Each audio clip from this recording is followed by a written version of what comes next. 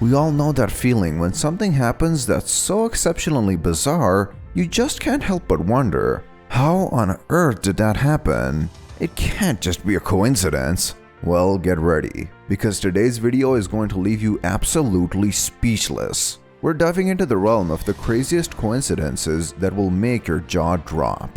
Tsutomu Yamaguchi. Now, we've all found ourselves at the wrong place at the wrong time, but Tsutomu Yamaguchi took it to a whole new level. Picture this. It's August 6, 1945, and Tsutomu is in Hiroshima, Japan on a business trip. Little did he know what fate had in store for him. On that fateful day, Hiroshima became the target of one of the deadliest attacks in human history. An atomic bomb was dropped, claiming the lives of over 65,000 people. Miraculously, Tsutomu, just 3 kilometers away, survived the explosion. He was left with ruptured eardrums and serious radiation burns, but he lived to tell the tale. Now, here's where it gets even crazier. The very next day, Tsutomu travels back to Nagasaki to seek medical treatment for his injuries. And guess what? On August 9, just 3 days later after the Hiroshima disaster, Nagasaki becomes the target of another atomic bomb. Can you believe it? Tsutomu, only 3 kilometers away from the blast, survives uninjured, except from some fever and vomiting. This guy is the epitome of a survivor. Not only did he live through 2 atomic bombs, but he even made it all the way to 2010, passing away at the remarkable age of 93. So, was Tsutomu Yamaguchi unlucky to experience 2 atomic bombings? Or was he incredibly lucky to have survived both of them? Let us know what you think in the comments. World War I. Let's take a journey back to the event that sparked World War I. We all know about the assassination of Archduke Franz Ferdinand, but few know about the extraordinary coincidence that led to that moment. On June 28, 1914, Franz Ferdinand found himself in Bosnia, where a group of Serbian nationalists eagerly awaited an opportunity to assassinate him. Throughout the day, they made several failed attempts. Then, as fate would have it, Gavrilo Princip, a member of that group, was having a meal at a random snack bar. Suddenly, Franz Ferdinand's driver made a wrong turn and ended up passing right in front of the snack bar. Can you imagine Gavrilo's astonishment? His target was delivered right to him, and he seized the moment, shooting Franz Ferdinand dead. But the coincidences don't end there. The license plate on the Archduke's car read A111118. Little did anyone know that this assassination would ignite World War I, a conflict that would eventually end on the monumentous Armistice Day, 11/11/1918. Shakespeare, 46, and the King James Bible. Now, Shakespeare was known for his distinctive way of signing his name. With various versions of Shakespeare, one of the most common spellings had exactly 10 letters, 4 vowels, and 6 consonants. 4 and 6 put together gives us 46. Fast forward to the year 1610, when the translation of the King James Bible was underway. Rumors circulated that Shakespeare himself was involved in the translation, but he never confirmed it nor denied it. Coincidentally, in 1610, Shakespeare was 46 years old. Here's where it gets even more uncanny. If you turn to Psalm 46 in the King James Bible and count the words, you'll discover something mind-blowing. The 46th word from the start is shake, and the 46th word from the end is spear. Could this be Shakespeare's clever way of hinting at his involvement in the translation? Or is it just another extraordinary coincidence? Only he knows. The 27 Club. Clubs can be cool, but this one club you definitely don't want to join.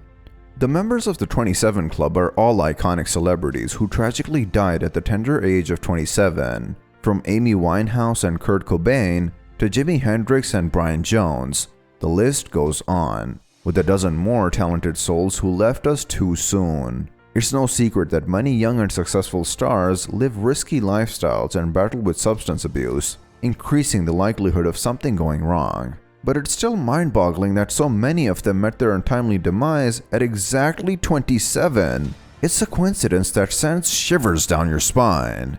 The Curse of Tippecanoe.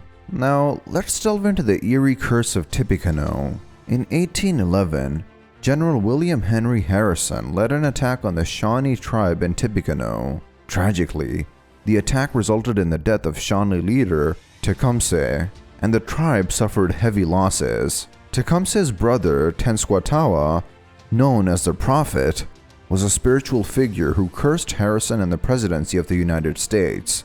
According to the curse, every 20 years, whoever was elected president would meet their end while in office. Fast forward to 1840 when William Henry Harrison himself was elected president. Less than a month into his term, Harrison tragically passed away, becoming the first U.S. president to die in office. The pattern predicted by Tenskwatawa continued. In 1860, Lincoln was elected president and was assassinated, followed by James Garfield in 1880 and William McKinley in 1900, both meeting the same fate. In 1920, Warren Harding became president and died of a heart attack while still in office. The pattern continued in 1940 with the assassination of Franklin Roosevelt, and in 1960, John F. Kennedy joined the list of presidents tragically killed. Finally, in 1980, Ronald Reagan broke the curse, surviving an assassination attempt and completing his term. Now, personally, I don't believe in curses, but the fact that 7 presidents died every 20 years and while still in office after Tenskwatawa's curse is undeniably one of the most astonishing coincidences in history. Anthony Hopkins and the Girl from Petrovka. Now let me tell you about the astonishing story of Sir Anthony Hopkins, a legendary actor who needs no introduction. In 1974, Hopkins was given the lead role in a movie called The Girl from Petrovka. This was originally a book being made into a movie. When Hopkins arrived in London to buy the book and study his character, he could not find a copy anywhere. The book was sold out in every single library. Imagine his frustration. While waiting on a random bench at a train station, Hopkins stumbled upon an incredible stroke of luck. Right there, on that very bench, someone had left a copy of the book he had been desperately searching for. 2 years later, Hopkins met with George Pfeiffer, the author of The Girl from Petrovka. Pfeiffer then tells Hopkins that he tragically lost the last copy of his own book, which had his notes written all over it. He had given it to a friend 2 years ago, and his friend forgot it at some train station. Both Hopkins and Pfeiffer were dumbfounded when they discovered this incredible coincidence. Hopkins had unknowingly been in possession of that exact same copy. It was Pfeiffer's friend who forgot his copy on the same bench where Hopkins then found it. Now, if that's not a strange coincidence, I don't know what is. It is now time for the strangest list of coincidences ever. Let's see the string of coincidences that link Presidents Lincoln and Kennedy. Their stories are intertwined with uncanny similarities that will leave you bewildered. Lincoln joined Congress in 1846 and was elected president in 1860. Kennedy, on the other hand, joined Congress in 1946 and was elected president in 1960, exactly 100 years apart. Both presidents tragically lost a son while in office, and if that wasn't enough, both Lincoln and Kennedy were assassinated on a Friday, each suffering fatal gunshot wounds to the head. The coincidences don't stop there. Both had a vice president with a family named Johnson. Lincoln had a vice president named Andrew Johnson, born in 1808, who assumed the presidency after Lincoln's death. Kennedy's vice president was Lyndon Johnson, born in 1908, who also became president following Kennedy's assassination. It's eerie to think that Lincoln was assassinated at Ford's Theater, while Kennedy was assassinated in a Lincoln car made by Ford. The parallels continue. Both assassins were killed before their trials, and there's a twist of fate in their escape.